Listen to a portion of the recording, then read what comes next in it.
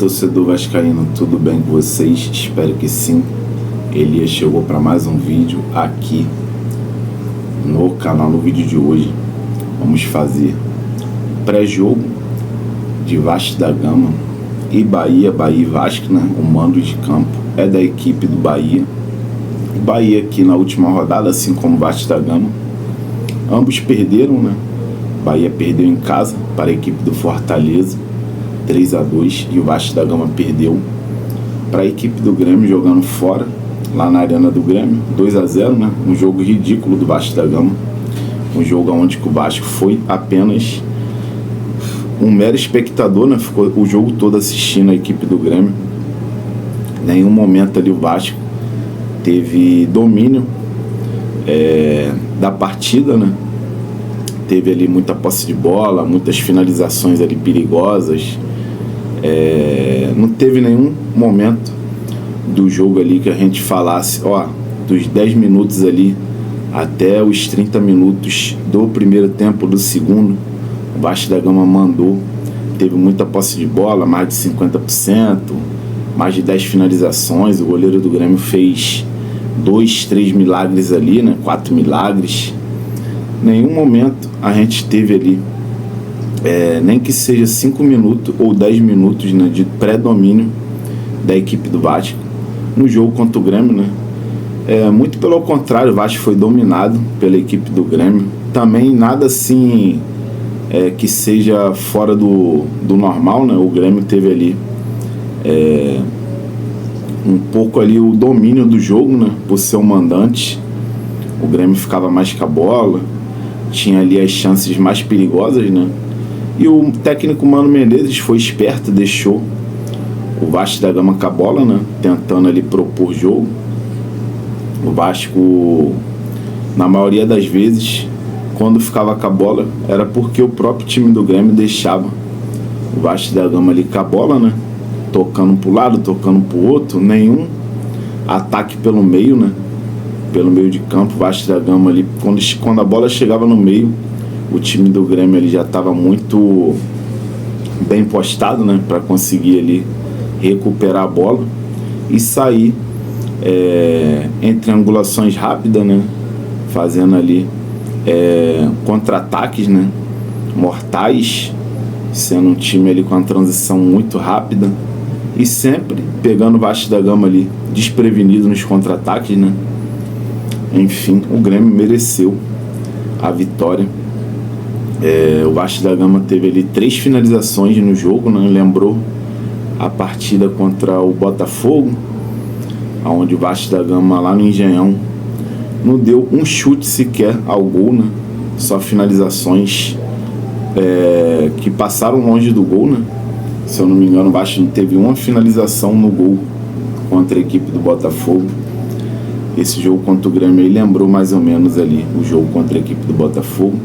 E nessa brincadeira, né, Juventude, São Paulo, Botafogo, Grêmio, 4 derrotas consecutivas, né? O time do Vasco da Gama foi do céu ao inferno, né? Chegou a ter 4 vitórias consecutivas e agora tem esse revés aí, 4 revés seguidos, né? 4 jogos sem vencer. E enfrenta a equipe do Bahia, né, que oscila, assim como o Vasco, né?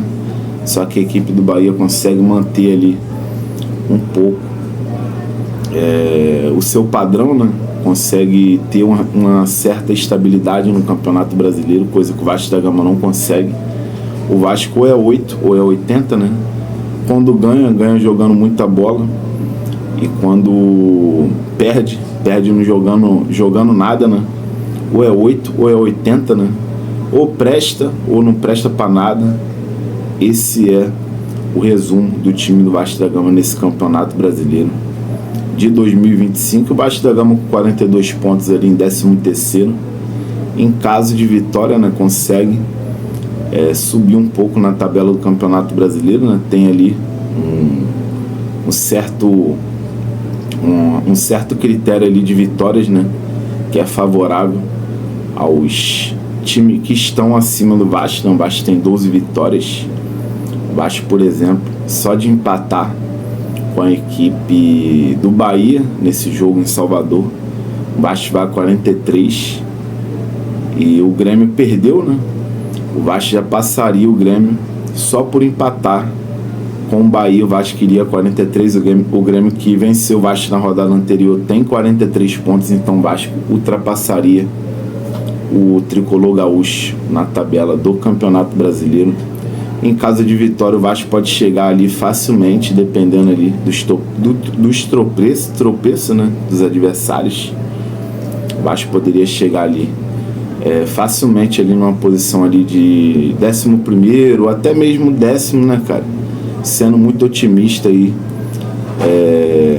poderia chegar até numa 9ª colocação, né?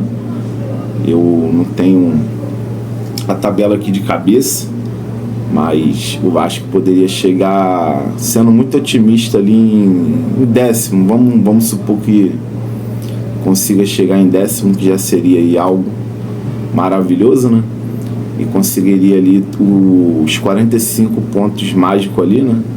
E não teria nenhuma chance de rebaixamento, coisa que a gente já começa a ficar com receio, né? A gente começa a temer ali a parte de baixo do Campeonato Brasileiro, até porque o Vasco da Gama emendou aí uma sequência muito negativa, né? 4 derrotas consecutivas, né? Quem imaginava há 5 rodadas atrás que esse time iria emendar uma sequência dessa, né? Ridícula, contra times como Juventude, Botafogo, com todo respeito, São Paulo, Grêmio. O Vasco vinha performando melhor do que essas equipes, né? E acabou perdendo justamente para essas equipes, né? Os times que vinha performando, tendo ali uma performance melhor do que esses times que eu citei, né? Como no caso Cruzeiro, como no caso que o Vasco tinha vencido o Fortaleza, né? Vinha jogando um futebol de recuperação ali para sair da parte de baixo. O próprio Cruzeiro, o Vasco venceu o Red Bull Bragantino lá. O Red Bull não estava numa fase muito legal, venceu lá por 3-0, mas foi o senhor do jogo, né? Mandou no jogo todo. Nenhum momento ali o Red Bull Bragantino ofereceu perigo, né, ao Vasco da Gama. Tinha ali a posse de bola, mas era aquela posse de bola enganosa.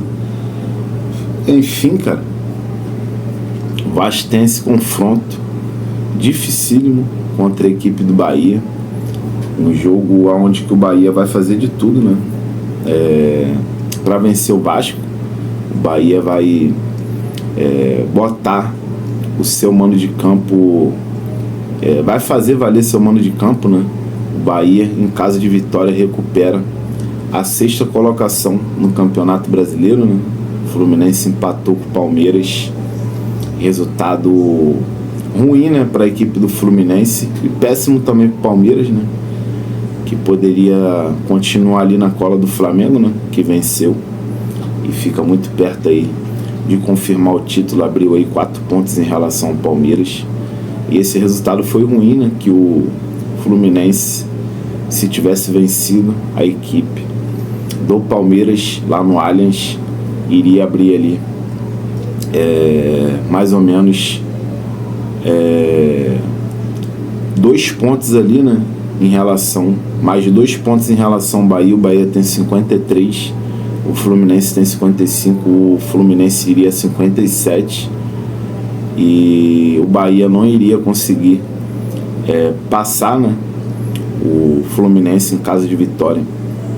Então esse resultado de empate aí entre Fluminense e Palmeiras para o Bahia foi maravilhoso, que se conseguir vencer o Vasco da Gama, né, que provavelmente do jeito que as coisas andam, né, com o nosso time, uma queda aí brusca, provavelmente o Bahia vai conseguir os 3 pontos hoje lá em Salvador, né? Não sendo aqui pessimista, a gente está fazendo um vídeo de pré-jogo, mas temos que ser sinceros, né? Ser coerente.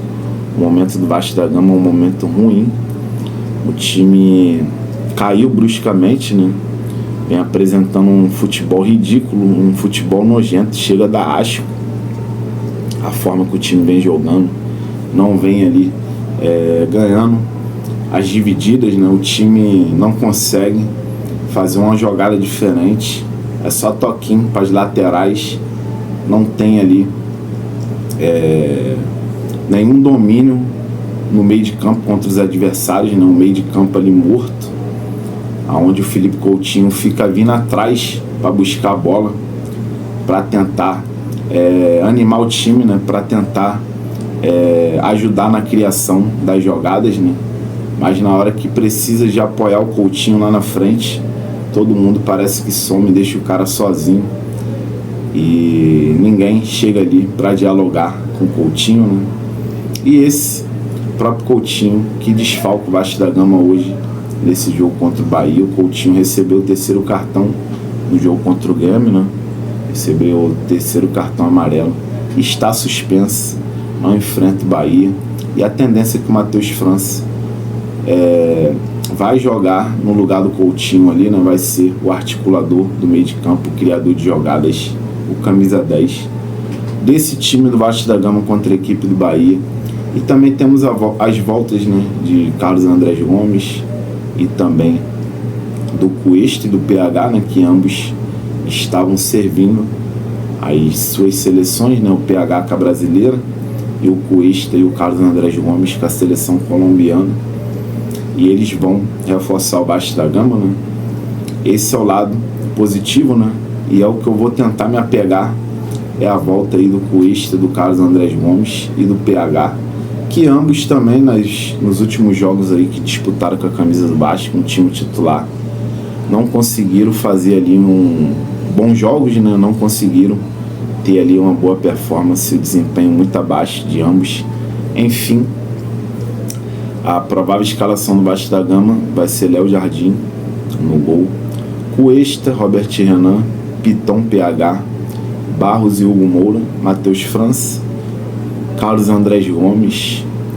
E aí que tá a dúvida, né, se o Diniz vai escalar o Verratti ou o Ryan de centroavante e o Nuno Moreira na ponta esquerda. Esse é o provável Vasco da Gama, né? DVD no banco, GB, Garré, Paulinho, Matheus Carvalho. Esses são os jogadores aí, né, que foram relacionados. Também tem aí o Lucas Freitas, o Lucas Oliveira, os demais aí, os mais do mesmo, né, que não vale nem a pena citar. Enfim, esse é o provável Vasco da Gama e vamos torcer, né? Vamos ver aí o que vai dar, no que vai dar, né, esse jogo de hoje contra o Bahia, um Bahia que perdeu o seu último jogo, e um Vasco da Gama que vem aí de 4 porradas seguidas, né? Vamos ver se o Vasco vai conseguir aí ganhar uma sobrevida, né, em cima do Bahia, vai conseguir se levantar. Provavelmente, acho muito difícil, né, o Bahia, não sei se vai deixar